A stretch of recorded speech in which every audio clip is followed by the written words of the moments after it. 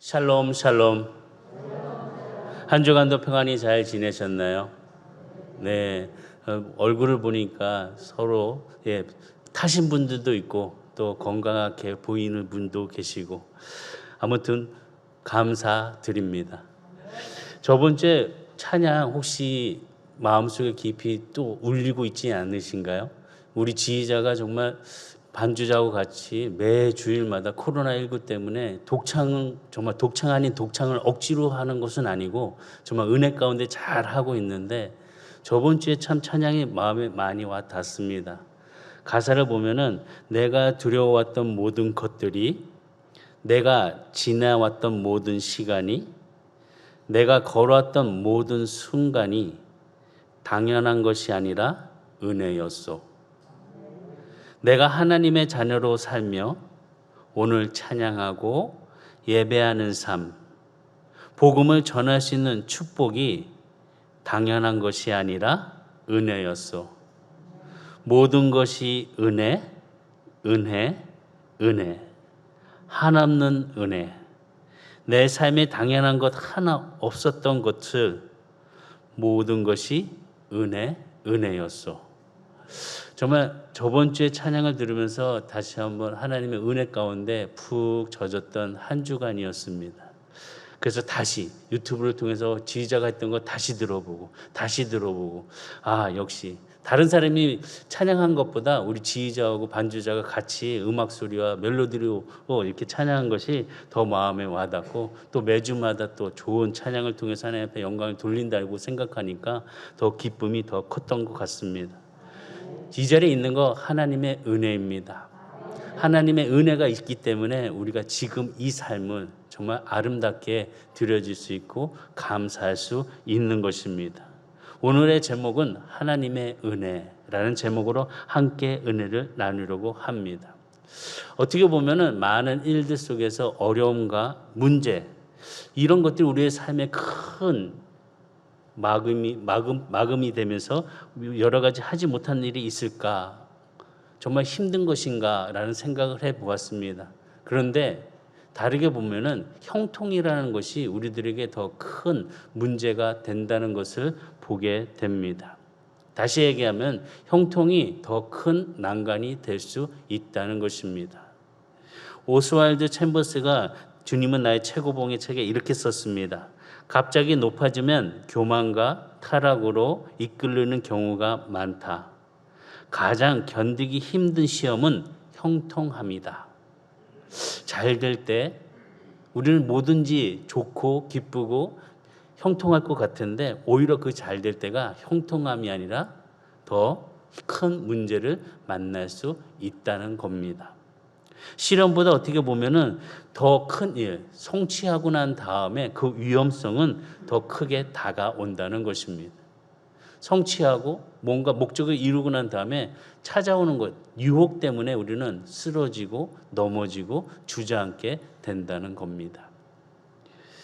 에베레스트 산을 올라갈 때 많은 사람들이 정말 힘들게 올라가면서 죽을 각오를 하면서 갑니다. 그런데 에베레스트 산 올라가면서 죽는 사람들보다 그 정상을 다 오르고 내려올 때 죽는 사람이 더 많다고 합니다.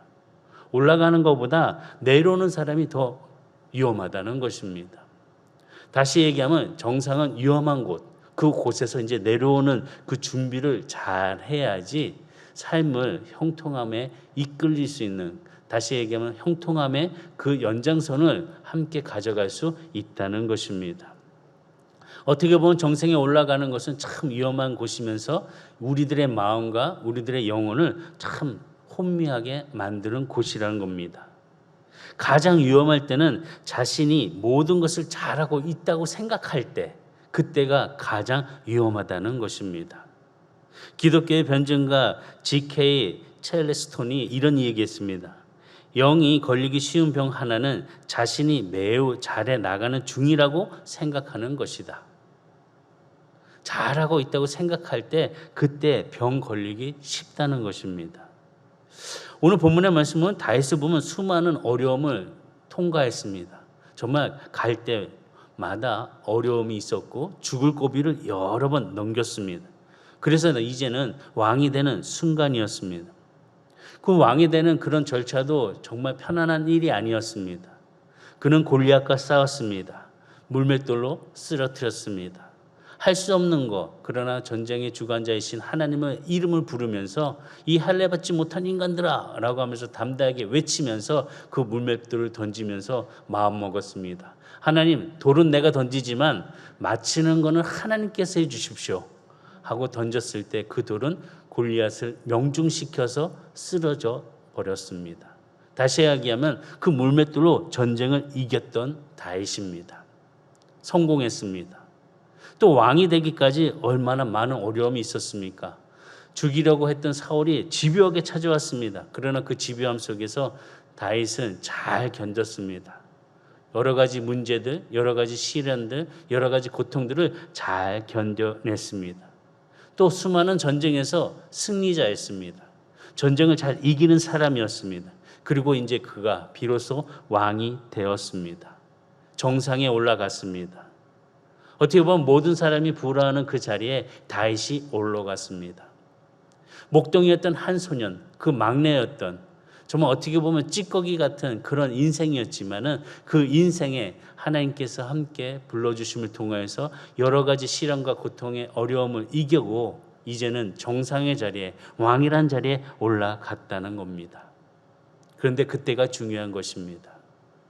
바로 그때에 그 정상에서 큰 문제를 직면하게 됩니다.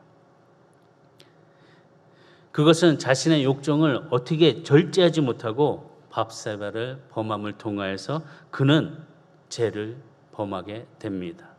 그것뿐이 아니었습니다. 우리아를 죽이는 사건까지 벌이게 합니다. 다윗은 하나님 앞에 정말 큰 죄를 지었습니다. 어떻게 이런 일을 할 수 있을까? 그것도 모든 사람이 부러워하고 모든 어려움을 잘 견디고 왕의 자리까지 그 정상에 올라갔을 때 다윗은 그만 쓰러지고 말았습니다. 제 앞에 무릎을 꿇었습니다. 사무엘 11장에 보면은 다윗 왕은 왕들이 출전하는 그런 전쟁에 출전하지 않습니다. 그 사이에 요압과 그 부하들, 이스라엘 군대를 그 전쟁터에 내보냈습니다. 우리가 잘 알고 있듯이 다윗은 늘 새벽에 일어났습니다. 새벽 일찍 일어나서 말씀으로 깨우고 기도로 깨우고 늘 그 일을 통하여서 하나님 앞에 전진해 나가는 다윗이었습니다. 그런데 그날은 특별히 이런 일들을 하지 않았던 것 같습니다. 말씀 보면 저녁에 침상에서 일어났다고 기록이 되어 있습니다. 아마 다윗이 영적으로 많이 게으러져서 그런 시간에 밤에 낮에 잠을 자고 밤늦은 시간에 일어났다는 것입니다. 항온이 깃든 시간에 그 일어나서 왕궁을 거닐고 있을 때에 한 여인을 보게 됩니다. 보게 되는데 그것도 목욕하고 있는 여인을 보았습니다. 항온빛에 목욕하는 여인을 보았으니 얼마나 아름다워 보였겠습니까? 그래서 다윗은 사람을 보내서 저 여인이 누구냐? 이 시간에 목욕하고 있는 여자가 누구냐라고 사람을 보내서 누군가 알아오라고 했습니다. 그랬을 때 햇사람 우리아의 아내 밧세바였다는 것을 알게 됩니다. 여기서 끝난 것이 아니었습니다. 다윗은 사람들을 시켜서 그 여인을 데려오라고 합니다. 밧세바를 데리고 오라고 합니다. 그리고 그와 동침한 후에 그 여인을 집으로 돌려보냈습니다. 이제 끝났습니다. 어떻게 보면 자신이 저지른 그 욕망의 죄를 이제는 끝났다고 생각할지 모릅니다. 근데 그것이 끝난 것이 아니었습니다. 밧세바가 자신의 몸의 이상을 알았습니다. 임신한 사실을 알았습니다. 그러고 나서 다윗에게 사람을 보내서 내가 임신했다라고 말을 합니다. 사무엘하 11장 4절과 5절에 보면 다윗이 전령을 보내어 그 여자를 자기에게로 데려오게 하고 그 여자가 그 부정함을 깨끗하게 하였으므로 더불어 동침하매 그 여자가 자기 집으로 돌아가니라. 그 여인이 임신함에 사람을 보내 다윗에게 말하여 이르되 내가 임신하였나이다 하니라. 지금 이 사건을 보게 되면은 중요한 4절과 5절에 중요한 단어가 있습니다. 다윗도 보내기도 하고 밧세바도 보내두고 보내기도 합니다. 중요한 단어는 보내고. 다시 얘기하면 반복적인 단어가 보낸다는 뜻으로 보여주고 있는데, 자신의 하룻밤의 실수를 통해서 아이를 임신하게 된 그 사건을 통해서 자꾸 다시 확인하고 다시 또 확인하는 모습을 볼 수 있다는 것입니다. 왜 그랬을까? 다른 것이 아니었습니다. 그 죄가 드러나는 것이 무서웠던 것입니다. 그래서 다윗은 자신의 죄를 감추기 위해서 온갖 추한 행동을 합니다. 어떻게 보면 자신의 죄를 인정하고 회개하는 그런 모습이 아니라 그 죄를 덮고 그 죄가 없다는 것처럼 여기려고 다윗은 아주 추한 행동을 했습니다. 밧세바의 남편 우리아를 전쟁터로 보내 있는 그 사람을 불러옵니다. 그래서 아내와 함께 동침하게 그 자리를 잡습니다. 그런데 자신의 죄를 은닉하기에는 역으로 여러 가지 상황으로 실패하게 되었습니다. 그 어떻게 하나? 이 죄를 덮어야 되는데, 알면 안 되는데. 그래서 다윗은 그를 우리아를 최전선으로 보내서 전쟁터에서 죽게 만듭니다. 어떻게 보면 이 다윗의 행동은 정말 하나님 앞에 악한 행동이었습니다. 하지 말아야 할 행동을 했습니다. 남편을 죽은 것을 한 밧세바는 슬퍼서 웁니다. 장례를 치릅니다. 여기로 끝난 것이 아니었습니다. 장례가 끝나자마자 다윗은 사람을 보내서 밧세바를 왕궁으로 데려와 그녀를 아내로 삼았습니다. 그냥 모든 것이 잘 된다고 생각했습니다. 모든 것이 죄를 덮기에 참, 우리아도 죽었고 이제 밧세바를 나의 아내로 삼았으니까 이제 죄 그 다 덮을 수 있다고 생각을 했습니다. 죄를 짓고도 잘 된다고 아마 그렇게 생각했을지도 모릅니다. 그러나 그 죄의 행동들, 그의 생각들, 그의 모든 것들 지켜보는 분이 계셨습니다. 다윗이 행하는 모든 추한 행동을 지켜보는 분이 계셨습니다. 바로 하나님이십니다. 말씀이 기록이 되어 있습니다. 사무엘하 11장 27절. 그 장례를 마침에 다윗이 사람을 보내 그를 왕궁으로 데려오니 그가 그의 아내가 되어 그에게 아들을 낳으리라. 다윗이 행한 그 일을 여호와 보시기에 악하였더라. 여호와가 보시기에 악하였더라.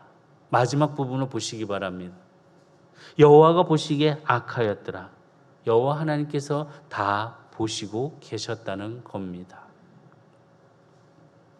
이 일을 통해서 다윗은 큰 문제에 직면하게 됩니다. 그 큰 문제는 뭐냐? 바로 하나님과의 관계가 끊어졌다는 것입니다. 문제가 생겼다는 것입니다.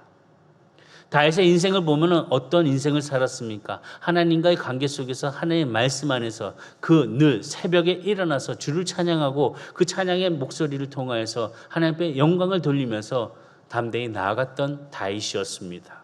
어떤 문제와 어떤 큰 장애물이 있다 할지라도 만군의 여호와 이름을 부르면서 힘차게 던지던 다윗이었습니다. 외쳤던 다윗이었습니다. 이제는 이 문제 때문에, 죄라는 것 때문에 밧세바를 범함을 통해서 우리아를 죽이고 그 죄를 숨기기 위해서 이제는 하나님의 관계가 끊어지게 됐다는 겁니다. 다윗에게 있어서 이 큰 문제, 우리가 어떻게 이 문제에 대해서 다윗을 바라보면서 다윗은 또한 이 문제를 어떻게 잘 돌파하고 있었는지 말씀을 통해서 우리가 그 지혜를 찾아서 우리의 삶 속에서도 다윗과 같이 회복하는 성도가 되시기를 주의로 축복합니다. 결론적으로 말씀드리면 그것은 바로 하나님의 은혜라는 겁니다. 하나님의 은혜가 있기 때문에 우리가 이 자리에 있고 우리가 죄 지은 삶 속에서도 우리를 구원해 주신 그 하나님의 은혜가 다시 새롭게 일어날 수 있는 새 삶을 사는 우리가 될 수 있다는 것입니다. 그래서 우리가 첫 번째 알아야 되는 것은 죄는 하나님과의 관계를 파괴한다는 것입니다. 다윗은 하나님의 큰 은혜, 넘치고 넘치는 은혜를 받았습니다. 하나님께서 부어주셨습니다. 하나님은 그가 양을 칠 때 하나님은 그 막내 다윗을 선택해 주셨습니다. 그래서 사무엘을 보내서 그에게 기름을 부어 주셨습니다. 그리고 수많은 어려움들, 수많은 시련을 잘 통과할 수 있도록 도와주셨습니다. 다윗처럼 하나님의 은혜를 잘 알고 하나님의 은혜 속에서 정말 하나님이 자신을 사랑하고 있다는 것을 깨달은 사람은 다윗뿐 아닐까라는 생각을 합니다. 다윗은 정말 하나님의 은혜에 감사함을 살면서 늘 찬송을 했습니다. 성심을 다해서 하나님 앞에 예배드리는 삶을 보였던 다윗이었습니다. 그런데 무너졌습니다. 한순간의 유혹에 그는 상상할 수도 없는 죄를 범함을 통해서 하나님과의 관계가 무너졌다는 것입니다. 하나님과의 관계 속에서 그 문제가 생겼다는 것입니다. 그런데 다윗을 보시기 바랍니다. 여전히 하나님 앞에 예배를 드리고 찬양을 합니다. 그런데 하나님과의 관계는 이전과 같지 않습니다. 예배 드리고 찬양하고 있지만 하나님의 관계가 즐겁지 않다는 것입니다. 다윗에게 있어서 구원의 기쁨이 상실이 되었습니다. 뭐 때문에? 죄 때문에. 죄를 지음을 통해서 하나님의 관계가 무너졌다는 것입니다. 다윗은 수많은 용사들과 싸워서 이겼습니다. 그런데 자신이 잘못된 것, 욕심과 탐욕의 싸움에서는 무너져 버렸습니다. 세상은 정복했지만 자신은 정복하지 못했던 다윗이었습니다. 하나님은 이런 것을 지켜보고 계셨습니다. 또한 다윗은 하나님을 잘 알고 있었습니다. 적도 잘 알고 있었습니다. 골리앗과 싸울 때 다윗의 이야기를 보시기 바랍니다. 이 할례 받지 못한 이 백성아, 그는 적에 대해서 너무나도 잘 알고 있었습니다. 그런데 정작 자신에 대해서는 잘 알지 못했습니다. 자신의 약점이 뭔지 몰랐습니다. 자신의 안에 있는 그런 욕망이 어디서 오는 것인지를 잘 몰랐습니다. 욕망을 다스리는 법을 또한 알지 못했습니다. 그는 왕으로서 많은 백성들을 잘 다스리는 왕이었지만 자신은 잘 다스리지 못했습니다. 수많은 백성들을 이끄는 성군이었지만 자신을 잘 이끌지는 못했습니다. 여기에서 우리는 다윗의 한 인간의 한계, 바로 우리의 한계를 또한 같이 볼 수가 있습니다.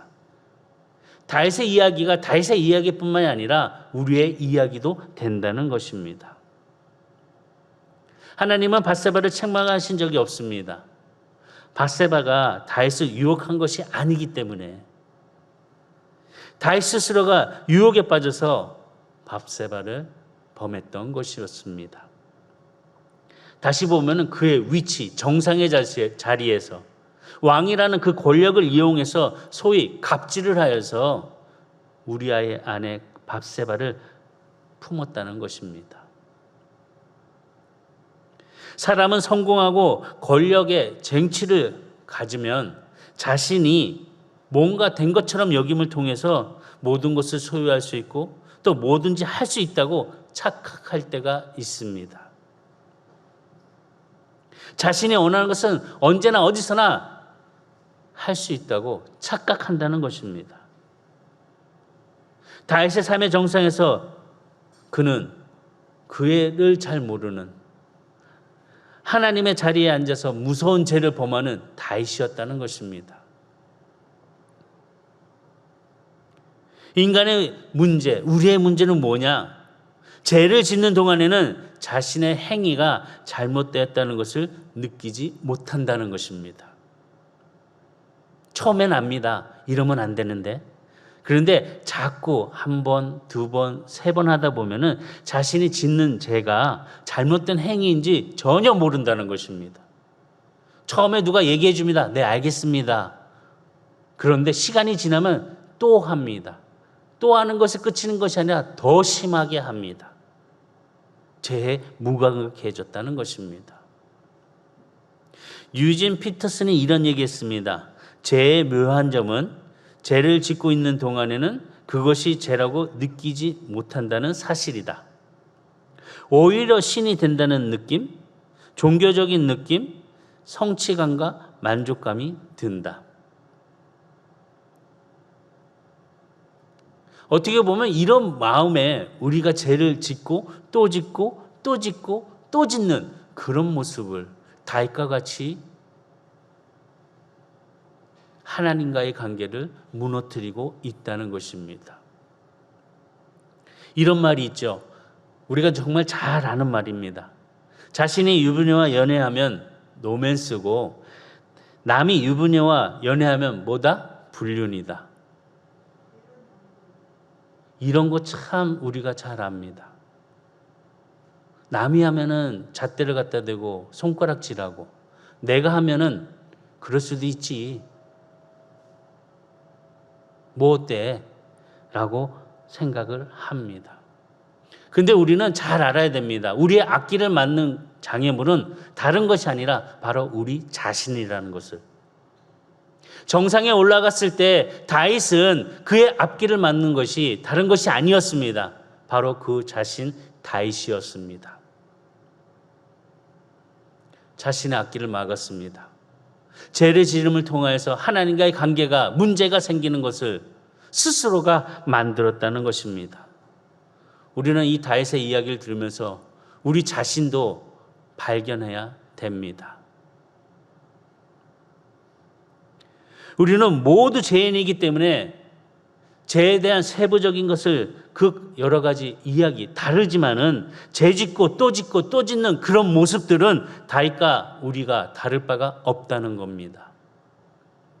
죄를 안 짓는 사람 있습니까? 안 하겠다고 하면서 또 뒤돌아서면 하는 게 바로 우리 아닙니까? 옆에서 보아도 안 했으면 좋겠는데 또 하는 모습 보지 않습니까? 죄를 짓고도 또 짓고 또 짓는다는 것입니다.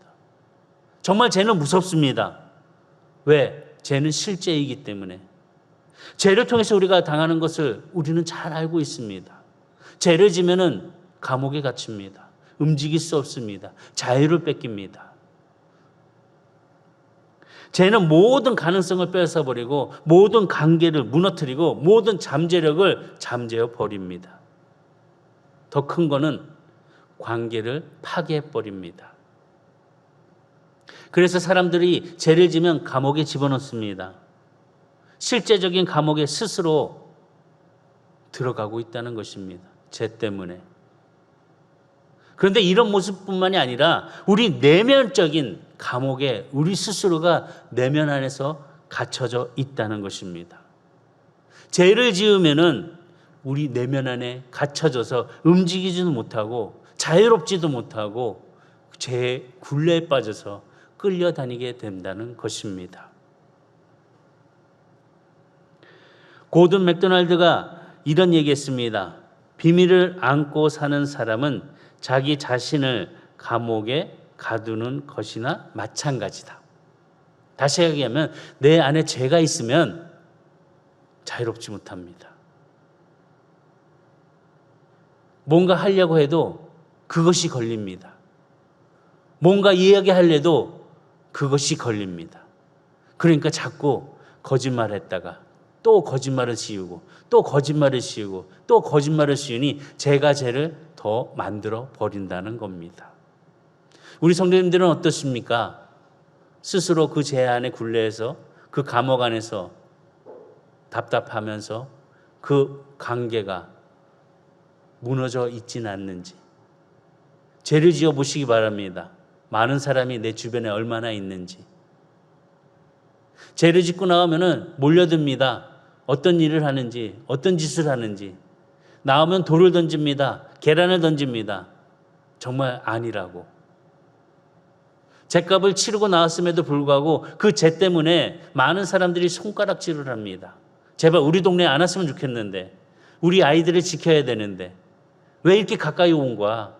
차라리 저 멀리 외딴 곳에 가야지.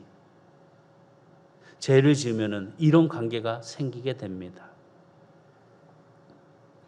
다윗은 은밀한 죄를 범한 후 스스로 그 감옥 안에 살고 있었습니다.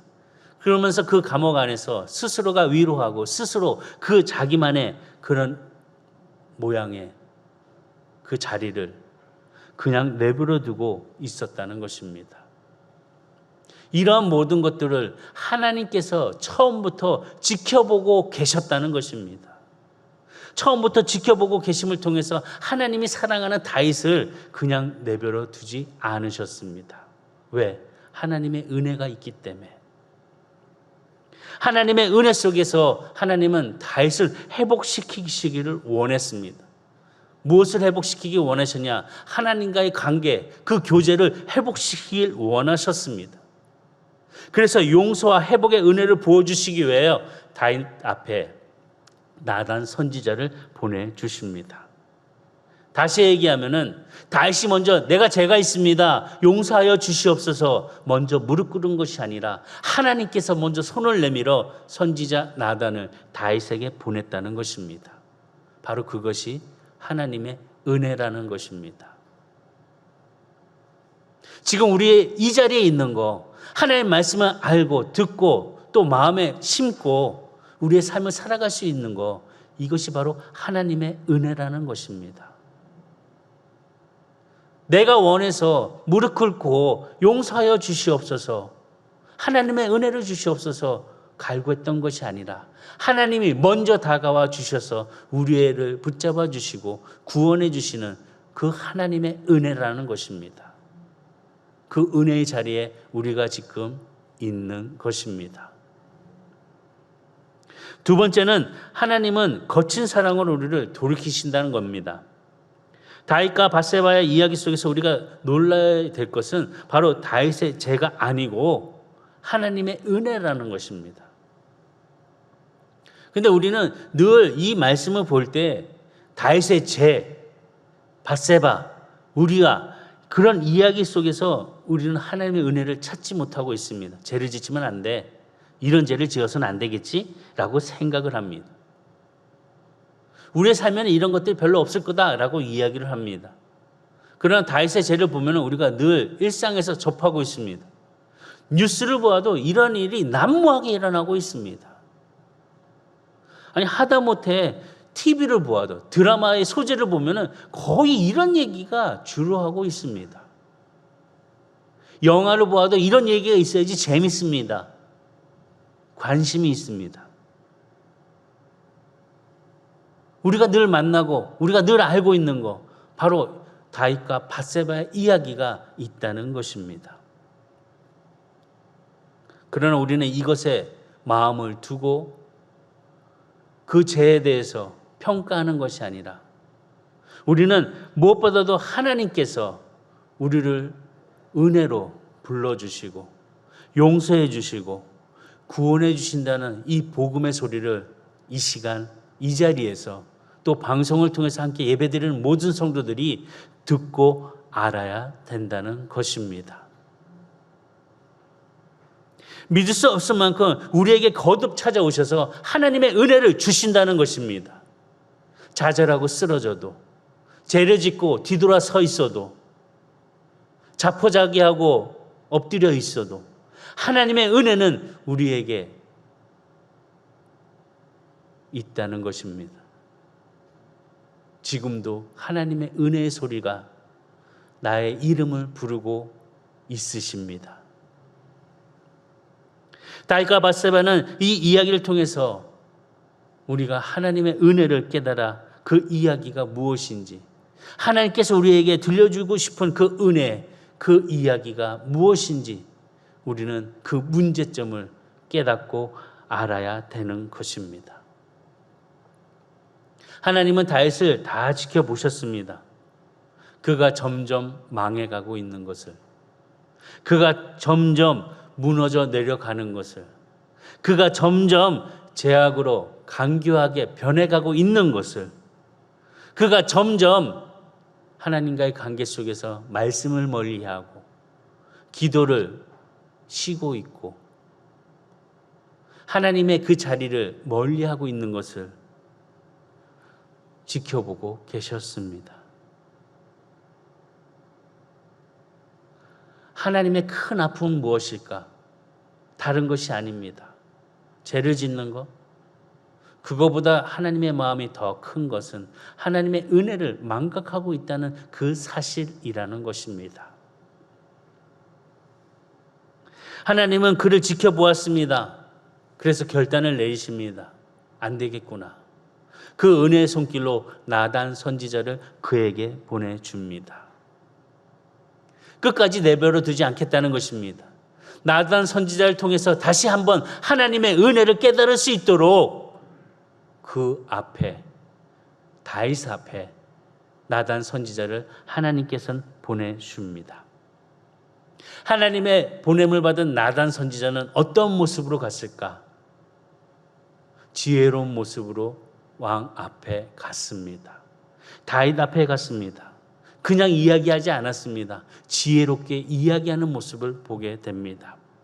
사무엘하 12장 1절과 4절까지 말씀 보면 여호와께서 나단을 다윗에게 보내시니 그가 다윗에게서 가서 그에게 이르되 한 성읍에 두 사람이 있는데 한 사람은 부하고 한 사람은 가난하니 그 부한 사람은 양과 소가 심히 많으나 가난한 사람은 아무것도 없고 자기가 사서 기르는 작은 암양 새끼 한 마리뿐이라. 그 암양 새끼는 그와 그의 자식과 함께 자라며 그가 먹는 것을 먹으며 그의 잔으로 마시며 그의 품에 누움으로 그에게는 딸처럼 되었거늘 어떤 행인이 그 부자에게 오매 부자가 자기에게 온 행인을 위하여 자기의 양과 소를 아껴 잡지 아니하고 가난한 사람의 양 새끼를 빼앗아다가 자기에게 온 사람을 위하여 잡았나이다 하니. 나단 선지자가 이스라엘 왕인 다윗에게 지금 이 이야기를 하고 있습니다. 우리 이 이야기를 유심히 들어야 됩니다. 가난한 사람이 누구입니까? 우리아입니다. 그러면 암양은 누구입니까? 밧세바입니다. 그러면은 부자는 누구입니까? 다윗입니다. 나단은 부자인 다윗이 가난한 집의 양인 밧세바를 빼앗았다고 이야기하고 있습니다. 나단이 말한 가난한 집의 양은 딸과 같았습니다. 함께 먹고 마시고 또 주인의 품에 누워 딸처럼 살았습니다. 그런데 양을 그 부자가 빼앗아 버렸습니다. 참 나단은 지혜롭게 다윗에게 이야기를 했습니다. 한 사람을 변화시키기 위해서 이렇게 최상의 지혜를 가지고 이야기했다는 것입니다. 다윗이 나단의 이야기를 듣고 어떤 반응을 보였는지 한번 보시기 바랍니다. 5절과 6절, 사무엘하 12장 5절과 6절. 다윗이 그 사람으로 말미암아 뭐하였다? 노하여 화가 났다는 겁니다. 나단에게 이르되 여호와의 살아계심을 두고 맹세하노니 이 일을 행한 그 사람은 어떻게 해야 된다? 마땅히 죽여야 된다. 6절. 그가 불쌍히 여기지 아니하고 이런 일을 행하였으니 그 양 새끼를 네 배나 갚아 줘야 한지라 하나. 다시 이렇게 이야기까지 합니다. 어떻게 보면 이 이야기를 듣고 다윗의 반응은 정말 어떻게 보면 민감하게 반응하는 것을 볼 수 있습니다. 크게 노하고 있습니다. 아니 그런 사람이 있습니까? 그런 사람은 죽여야 됩니다. 그리고 그 뺏었던 거 네 배나 갚아줘야 됩니다.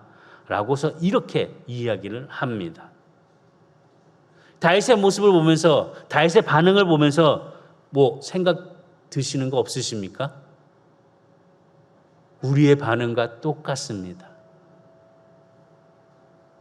자신의 범죄를 감추기 위해서 분노로 위장하고 있다는 것입니다. 다른 사람의 죄를 비난하고 다른 사람의 그 비난으로 자신의 죄를 포장하고 있다는 것입니다.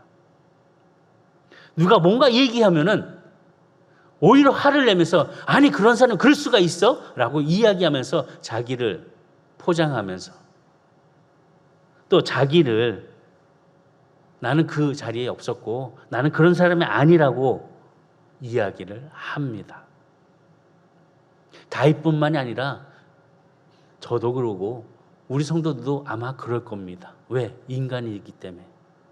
제가 있는 자이기 때문에.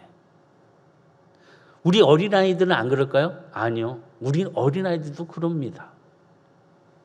제가 있기 때문에. 아이들을 보면은 왜 형아는, 동생은, 우리 집에서 맨날 이야기하는 게 형아는, 동생은 가만히 애들 이야기하면서 자기는 죄가 없다고 결백한다고 이야기를 합니다. 애들뿐만이 아니라 우리도 그렇습니다. 자기가 하는 짓은 의롭고 남이 하는 것은 안 된다는 것입니다. 참 이것 보면서 나단 선지자가 이야기한 거, 참 비유로 그 설명한 거 다윗이 들었을 때 어땠을까? 많은 사람들이 직접적으로 얘기하는 것을 피하는 경우가 있습니다. 직접적으로 얘기하면은 상처받을까 봐 돌려서 이야기할 때가 참 있습니다. 저도 가끔 설교하다가 돌려서 이야기할 때가 있습니다. 그런데 그것을 잘 듣지 못하더라고요. 잘 알지 못하더라고요. 그래서 안 되겠구나. 직접적으로 얘기해야 되겠구나. 그래서 한번 직접적으로 얘기했더니 교회를 나가더라고요. 지혜가 없었어요. 지금 나단 선지자는 지혜롭게 이야기를 했습니다. 다윗은 반응을 보였습니다. 민감하게 반응했습니다. 크게 화를 냈습니다. 그런 사람은 죽여야 됩니다. 그거 뺏었다면 4배나 갚아야 됩니다. 그것이 다윗의 모습이었고 그 다윗의 모습이 바로 우리의 모습이었습니다. 다른 사람의 죄는 비난하면서 자기는 포장하고 있다는 것입니다. 자기의 죄는 덮어버리고 있다는 것입니다. 우리의 죄는 감추려고 하고 남의 죄는 과도하게 반응하면서 들추려고 하는 것이 바로 우리들의 모습이라는 것입니다. 어떻게 보면 우리 안에 있는 죄 얼마나 많이 있습니까? 정말 의로운 사람 있습니까? 의롭다고 자랑할 수 있는 사람 있습니까? 아니, 자랑이 아니라 의롭다고 이야기할 수 있는 사람이 있으십니까? 없습니다. 남을 비난할 때가 아닙니다. 내 스스로가 정말 하나님 앞에 바르게 서야 됩니다. 예배는 왜 안 드려? 나는 어떻게 드리고 있습니까? 기도는 왜 안 해? 나는 어떻게 기도하고 있습니까? 우리의 모습 보지 않고 남의 것만 자꾸 들추어서 자신과는 무관하다고 이야기하고 있는 것. 이런 모습이 바로 다윗과 같은 우리의 마음이라는 것입니다. 우리의 죄라는 것입니다. 요한복음 8장에 보면 가늠하다가 그 현장에서 잡힌 여인이 있습니다. 잡혀왔습니다. 많은 사람들이 데리고 왔습니다. 그 자리에서 이 여인을 그때 당시의 법으로 가늠하다 잡힌 여인은 돌로 쳐 죽이라고 했습니다. 그래서 많은 사람이 둘러서서 돌을 들고 그 여인을 죽이려고 했습니다. 이때 예수님께서 하신 말씀이 있습니다. 요한복음 8장 7절 그들이 묻기를 마지 아니하는지라 이에 일어나 이르시되 너희 중에 죄 없는 자가 먼저 돌로 치라 하시고 죄 없는 중에 먼저 치라 하시고 누가 돌을 던졌겠습니까? 그 현장에 있던 모든 사람들이 돌을 들었다가 다시 내려놓고 그 자리를 떠났습니다. 어떤 학자는 이야기를 거기에 있던 모든 사람들이 젊은이나 나이 든 사람이나 모두 가늠한 사람들이라고 이야기를 합니다. 어찌면 가늠한 사람들이 거기에 모였다고 이야기를 할 수 있습니다. 지금 보면 나단 이야기를 듣고 노발대발하고 있는 그 다윗의 반응을 보면은 똑같은 상황이 우리에게도 있다는 것입니다. 나단 선지자는 이 이야기를 하고 다윗의 반응을 보고 뭐라고 이야기하냐? 당신이 그 사람이야. 바로 너야. 라고 이야기를 합니다. 다윗은 나단의 이야기에 충격을 받았습니다. 나단은 아랑곳하지 않았습니다. 왕이라는 신분, 그 위치, 그 권력 아랑곳하지 아니하고 하나님의 말씀을 그대로 전합니다. 이것이 선지자의 모습입니다. 뭐라고 전하냐? 사무엘하 12장 7절과 11절 나단이 다윗에게 이르되 당신이 그 사람이라. 이스라엘의 하나님 여호와께서 이와 같이 이르시기를 내가 너를 이스라엘 왕으로 기름 붓기를 위하여 너를 사울의 손에서 구원하고 내 주인의 집을 내게 주고 내 주인의 아들을 내 품에 두고 이스라엘과 유다 족속을 내게 맡겼느니라. 만일 그것이 부족하였을 것 같으면 내가 내게 이것저것을 더하여 주리라. 지금 말씀하시는 것은 다윗에게 부족한 것이 있으면 하나님께서 이것저것 더해 주시겠다는 것입니다. 부족한 것이 뭐냐 얘기하라는 것입니다. 그러면 다 주시겠다고 말씀하셨습니다. 그런데 9절의 말씀 보면은 그러한데 어찌하여 내가 여호와의 말씀을 업신여기고 나 보기에 악을 행하였느냐. 내가 칼로 햇사람 우리아를 치되 암몬 자손의 칼로 죽이고 그의 아내를 빼앗아 내 아내로 삼았도다. 이제 내가 나를 업신여겼고 햇사람 우리아의 아내를 빼앗아 내 아내로 삼았은즉 칼이 내 집에서 영원토록 떠나지 아니하리라 하셨고 여호와께서 또 이와 같이 이르시기를 보라 내가 너와 내 집에 재앙을 일으키고 내가 내 눈앞에서 내 아내를 빼앗아 내 이웃들에게 주리니 그 사람들이 내 아내들과 더불어 백주에 동침하리라. 하나님이 전한 말씀은 다른 것이 아니었습니다. 다윗에게 부족한 것이 있으면 다 주었을 텐데 왜 하필 남의 아내를 탐했냐는 것입니다. 왜 그 아내의 남편 우리아를 죽였냐는 것입니다. 이것은 다른 것이 아니라 하나님을 업신여긴 일이라고 지금 말씀하고 있습니다. 이 모든 문제가 어디서 시작되었습니까? 다윗의 탐욕에서부터 시작이 되었습니다. 우리아가 그토록 사랑한 아내를 탐하고 충성된 부하 그를 고의적으로 교묘하게 죽이는 다윗이었습니다. 이런 모습을 하나님이 지켜보시면서 하나님께서 그 악을 행하는 다윗을 사랑의 은혜로 그가 끝까지 망가지는 것을 원치 않으셔서 그의 선지자 나단을 보내어 죄를 깨닫게 해 주셨다는 것입니다. 하나님은 다윗이 끝까지 망하는 것을 원치 않으셨다는 것입니다. 사람은 한 번 죄를 지으면은 그거로 끝나는 것이 아니라 계속 죄를 짓습니다. 언제까지? 망가질 때까지 지는 것을 보게 됩니다. 요즘 TV에 보면은 꼬꼬무라고 꼬리에 꼬리를 무는 이야기, 한번 참 그 이야기가 우리들의 실제적인 이야기를 하면서 그 도둑의 이야기를 하면서 정말 잘 대도 누구누구라고 얘기하면서 이야기를 해주는데 죄를 안 지을 것 같은데 이제 끝났겠지 하는데 또 짓고 결국에는 죄 때문에 그 인생이 망치는 것을 보았습니다. 그 사람뿐만이 아니라 우리도 죄 때문에 인생을 망치게 된다는 것입니다. 죄 때문에 인간관계가 무너진다는 것입니다. 제일 큰 거는 하나님과의 관계가 무너진다는 것입니다. 그러나 우리는 알아야 됩니다.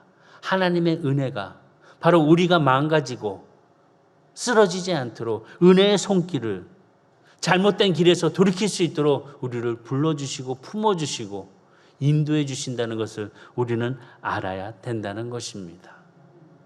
그것이 하나님의 은혜고 하나님의 사랑이라는 겁니다.